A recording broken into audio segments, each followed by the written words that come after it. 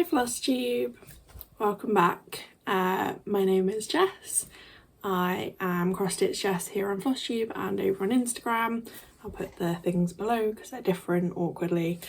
My pronouns are she and her, and this is my little corner of the internet where I talk about cross stitch and all my current projects and various other bits. The future Jess that wasn't asked for. So when I filmed the main video, I didn't know this was going to happen, but I just wanted to kind of jump on and add in a little bit.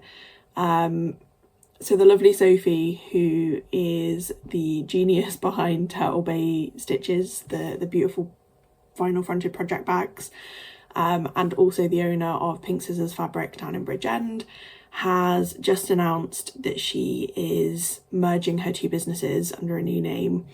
And she's announced that there's going to be an open day where you can go into the shop. There's going to be lots of stuff going on, exciting things. It's a beautiful shop and beautiful fabrics already, and her project bags are beautiful, so really excited to see what she does with it. But I wanted to make sure I added that I came and mentioned it because it is happening next Saturday, so the 20, I should know this, I want to say the 21st of September 24. If you are watching this before that date and you have any way to get to Cardiff area, there's a Stitchy Day going on the next day, run by Loopy Lou's Retreat, so if you're already in the area for that, pop by. It's very easy to get to in Bridgend, and I think it's going to be a really nice day. And yeah, I'm really excited to see where Sophie takes her shiny new business. Yeah, really excited. If you have the opportunity, make sure you go, pop by. Even if you can't pop by on that Saturday, pop by and see her, because she's so friendly, so helpful. If you've got any kind of cross stitch, any kind of fibre arts basically, but she especially specialises in sewing machine sewing, so, and she does loads of great workshops and things, so yeah, go check her out. I will be there because I'm going to the Cardiff Stitchy Day, so it seems silly not to travel down a day before and go get to spend the day with her. So yeah, cool. Back to the original video. As you can see, if you've watched my other videos, I'm in a bit of a different location.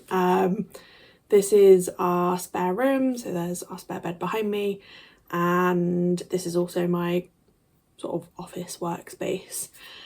I think I mentioned on my last video, this is where my finished tangled fire is going to go, so you can kind of see in the background what I was talking about. We've got like a dark blue wall and these sort of space themed NASA posters, and tangled fire is going to go on this little this empty wall between the two windows. This is a nice space there for it. So part of the reason for the different location is this is also going to be a bit of a different video. It's going to be my first Flosstube extra. For anyone new to Flosstube or who hasn't come across the idea of Flosstube extra, for me this is going to be something where I'm not actually going to show any stitching. I am going to talk about sort of cross-stitch adjacent things.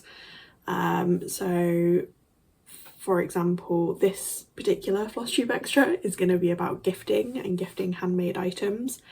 Some future ones I'm planning to do are the Autism Ask Me Anything, which I might do as a stitch along so that I have something to keep my hands busy and feel less awkward. And I've got a few ideas for other things, like showing my floss storage, bit of a craft supplies tour, and some other like stitching related tools that I have either created for myself or found and used, and yeah, want to share with you guys. So the first thing I want to say on this particular video is that this is all just my opinion. I'm hoping that it will perhaps give a different perspective, and that I hope you guys might find it useful, but it's very much things that I found have helped me when it comes to gifting handmade items. they don't sound like they're going to work for you, no problem. You do you, I'll do me, we'll all be happy. But yeah, I just wanted to say that because I am conscious that when you're talking about personal approaches to things, much like when someone posts as a new stitcher and they say, is there anything I should do differently? And people jump on with different suggestions. It's like, there are no rules. Do what works for you, basically. So, as I said, this video, I do have some notes, so apologies if no apologies. I might be looking over here. It is what it is. So I decided to do this video almost immediately after I posted my first video. I was browsing on YouTube and came across someone talking about gifting crocheted items. But it reminded me 2 or 3 years ago, I actually made quite a long post with essentially what I'm going to say in this video. Because I'd seen a lot of posts in Facebook groups from cross stitchers saying that they were really hurt because they'd gifted something that they'd stitched for someone and the other person didn't appreciate it or didn't display it. That there were lots of different examples where people either posted or responded on these posts about gifts that were unwanted or binned or not cared for properly. There were people who said that they'd seen their hard work re-gifted or donated to charity shops or like all kinds of things. And a lot of people feeling that their work and the care and attention they'd put into it wasn't as appreciated as they might have liked by the recipient. So as we're coming up to Christmas, I thought it'd be a good time. I know a lot of people start stitching gifts for Christmas around this time. Some people might have started sooner, but yeah, thought it might be a nice thing to have a bit of a chat about. So, the outcome from a lot of those posts were people saying they're never going to gift anything again, that they'd rather have things in their box, drawer, bag of doom. Insert your version here because I'm sure we all have them. I certainly do. And people saying that, like, for them the stitching is about the process, and you might have heard the phrase process versus product. And I guess if you've not come across that, the idea is if you're a process stitcher, you enjoy the process and you're not that bothered about the final piece being framed or hung up or displayed. Whereas other people stitch and maybe don't enjoy the process as much, but they do it because they want the finished piece to display. So yeah, people saying that they're a process stitcher and they don't really care what happens with their finished products. So I wanted to talk about 3 different perspectives, I guess, that are maybe worth considering when you're thinking about gifting someone. So the first is around the concept of obligation. So I think this is a societal thing. It's not, again, not a judgment on anyone. I think we all do it, we all feel it, we all experience both sides of this, and it's really hard to break that habit. But I think everyone at some point in their lives has received a gift that they're like, oh, thanks, why would you buy that for me? Or gifts that, like for me it's scented candles. Like, I appreciate that they wanted to get me something, but like, I'm really picky with smells, and some scented candles just smell so strong. My other half used to work in a garden centre, and he described opening the box of Yankee candles as like a mushroom cloud of smell that just sort of hits you in the face.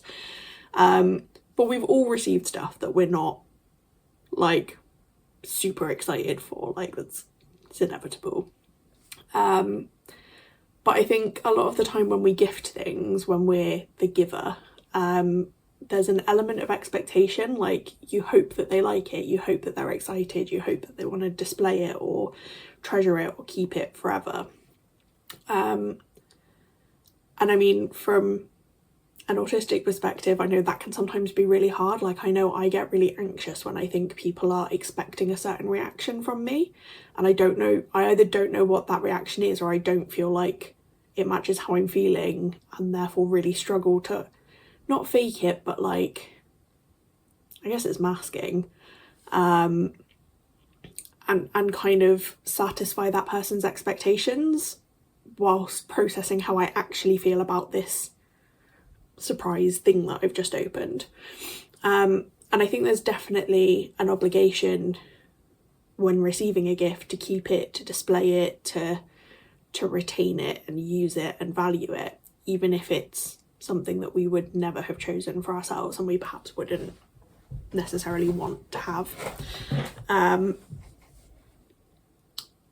For me though, what I think a gift ought to be is that you care about that person and you were thinking of them and you wanted to do something nice for them. And I think that comes from that care and thought, and that should be what we treasure when someone gives us a gift. It's not the material thing, it's the fact that that person thought of us and wanted to do something nice for us. So my kind of alternative perspective on this is to effectively remove the obligation.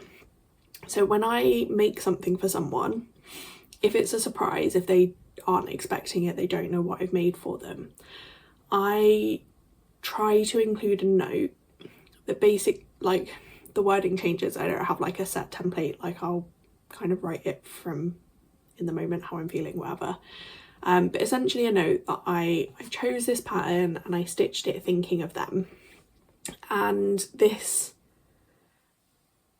Sherry from Just So Sherry said something on one of her episodes, it was a little while ago now so I'm not sure which one, but around the idea of stitching intentions into your work when you're stitching. And I think it was around the idea of doing a smalls exchange and using something for a smalls exchange that she hadn't intentionally stitched for that purpose.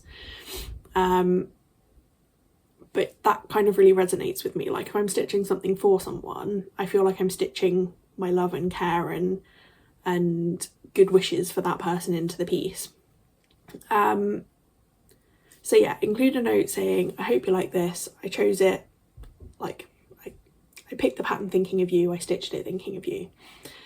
But then to also add that if they don't like it, if it's not to their taste, if it doesn't match their decor, that's absolutely fine. You're never going to hit that mark perfectly, especially if it's something you want to stitch as a surprise. You're never going to hit it perfectly every single time. So what I would then go on to say is, if it's not to their tastes, that's okay. Please feel free to gift it on to someone that they think will love it. And this might seem really counterintuitive, but what that essentially does is what you're gifting them is the fact that you cared enough to want to do something nice for them, but without the obligation that they have to keep it and like it and display it forever, and that you'll be offended if they don't. And in some ways what that kind of gives you is almost double the appreciation. So the person can then be appreciative that you were thinking of them regardless of whether they like it or not. And if they also like it, bonus, then they get to keep something that reminds them of that. But if not, they can pass it on, and if they pass it on with a similar note, it will eventually find its way to someone who does love it. And that way you, like, even though you don't get it directly, you won't see that appreciation face to face, you have the appreciation of the person that you gifted it to, that they know that you wanted to put time and effort and thought and care into making them something, but also the appreciation of the person who ends up with it, who will love it, rather than seeing it in the back of a cupboard for the rest of the original recipient's life, going, oh, like, I have to keep that, like, I have to find somewhere to store it. Like, I've been on a bit of a decluttering mission for the last 2 years. Like, letting go of some of that stuff has been amazing. It's, I mean, it's given me more storage, but it's also just such a relief that I don't, every time I open a cupboard, get hit in the face by guilt for the things that people have gifted me that I just don't ever plan to use. Like, I wouldn't have a use for them, they don't fit my style. But yeah, this way, 2 different people can appreciate your work, potentially more if it gets gifted several times along the way, but it ends up with someone who will actually love the artwork, and the friend or family member, whoever you wanted to gift it to, you give them the sort of the true essence of the gift, which is that you were thinking of them and you cared and you wanted to make them something. So that's option number one. Number two is the very simple concept that gifts don't have to be a surprise. I think gifting someone a surprise handmade product is always challenging, because even if they open it and they love it, they might not realise that you've made it, and therefore might be like, oh, that's nice, thanks, and put it aside, or oh, I really love that art, thanks, and put it aside, without knowing or recognising or being aware that you made it for them. So an approach that I use, and I've actually used it, the Lorna Lane bee that I finished and showed fully finished in my last video, is one that I used this approach for. So I spoke to my friend Becca and said, I'd really like to stitch something for you. Do you have like a theme or a colour scheme or a spot in your house that you might want a piece of artwork for, and give me some hints basically. And she picked bees, and I went away and basically shortlisted. I had a trawl through Etsy, had a trawl through various other places, and gathered it was probably about 10 or 12 different designs, and just took screenshots of like the picture of things that I would be happy to stitch. So thinking like a size that I'm happy to stitch, a style, colour scheme, number of colours, like you get the idea, something that you'd be happy to stitch. And I basically sent those 10 over to her and asked her to shortlist. So from those 10 or 12, I think she picked 3 or 4, and I then picked one from that shortlist to buy and stitch for her.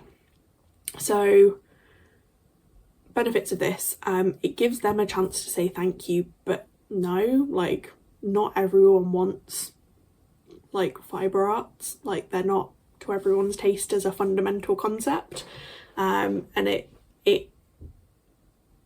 just saves everyone a lot of stress and upset from the get-go. But if they say yes, you know they'll like it because they've picked the theme and they've picked a shortlist. You know you'll enjoy stitching it because you picked the sort of pool for them to shortlist from. And as a sort of added bonus, I mean, we all know that stitching stuff takes time, like sometimes hundreds of hours. But even if it's a smaller piece, they'll perhaps have a bit more appreciation between when they chose the shortlist and when you actually finish it and give it to them. They'll maybe have a bit more of an understanding of how long that took you. Whereas if you just give it to them in the moment as a surprise, they've got no concept of how long you've been planning this for. So yeah, added appreciation for how long you've put into planning and stitching and creating this for them. A little alternative on this, if you already have lots of stitched pieces, and as I said, drawer of doom, box of doom, bag of doom, we've all got one. So I got this idea from my grandma when she was in her later years. She'd spent a number of years of her life painting. I think it was mostly once she'd retired, but they used to go to sort of county shows and show all this artwork and sell pieces. But a lot of it she had in her own home, decorating the walls, and she had boxes, like multiple boxes of paintings that she didn't have space to put up, but either didn't want to sell or hadn't sold or whatever. Whenever you went to visit her for like probably the last 5 years of her life, she, almost as soon as you got in the door, would be like, have you picked a painting? And she'd basically send you around the house to look at all the art and pick one that you liked and put your name in pencil on the back of the frame. And when she then passed away, all of the artwork went to friends, family, visitors, loved ones, people that she wanted to invite into her home and wanted to have a piece of her. So try and do the pointing. This teeny little frame, I should have brought it over. This is one of the ones that I picked, and another one is on display upstairs, but included a puppy version of the dog that I grew up with. So that one for me was like almost a double, like it was double special to me because she'd painted it but it also had my dog in. So if you've got a box or drawer or whatever of Doom, there's the other option of letting someone know that you'd like to give them a stitched piece and letting them have a look through and choose. You can always offer to add a personalisation or get it framed in the style that they want or something like that to like add personalisation. But like if they're sitting in a drawer, they're already going unappreciated. So it's a nice way to give things to people that you don't have to spend ages planning and like put hours into that specific thing, but you can make use of the things you've already stitched basically, and still give nice gifts that are handmade and have an element of personalisation because they chose it. So that's number 2. Gifts don't have to be surprises. And then the third one, as I said, anything already in your box of Doom is going unappreciated. And some of the more extreme posts that I came across on this topic were people saying that they would never ever in their life ever gift anything to anyone ever again because it just wasn't worth it. And like, part of me, I can completely understand that. Like if it's gonna damage your mental health, for example, that's definitely not worth it. Like you gotta look after you. But again, things that are in a box of Doom or a drawer of Doom are already unappreciated. You're not giving anyone the chance. And in perhaps a little bit of a morbid perspective, but one day we're all going to pass away, and either our loved ones are going to go through our things and go, oh wow, like I had no idea that they'd stitched all of these things. Like I wish I'd known. I would have loved to have had some or been able to like share that hobby with them or something. Or they're going to go through your things, not recognise any of the value in it, and they're going to go in the bin. So either way, like, I don't know, it just seems a shame to just leave that to someone who maybe doesn't know the value of it. But in the meantime, like, there are so many places that you could gift finished artwork to that would be so appreciative. I think like schools, youth groups, like one that would be close to my heart is something like women's refuges. Like if you think people leaving domestic violence situations are basically leaving everything they have behind, sometimes literally with just their clothes on their back, and even when they do find new housing and start to get settled in, they have nothing. And like it's great when things are donated that are practical, like pots and pans or plates or like clothes. But I mean, I certainly as a student lived in a lot of places where I wasn't allowed to put artwork on the walls, and definitely lost a few security deposits because of blue tacking things to the walls when I wasn't meant to. But yeah, being able to gift something that person could have on the wall to make their room or their new space feel a little bit less empty, like it kind of feels like a bit of a no-brainer.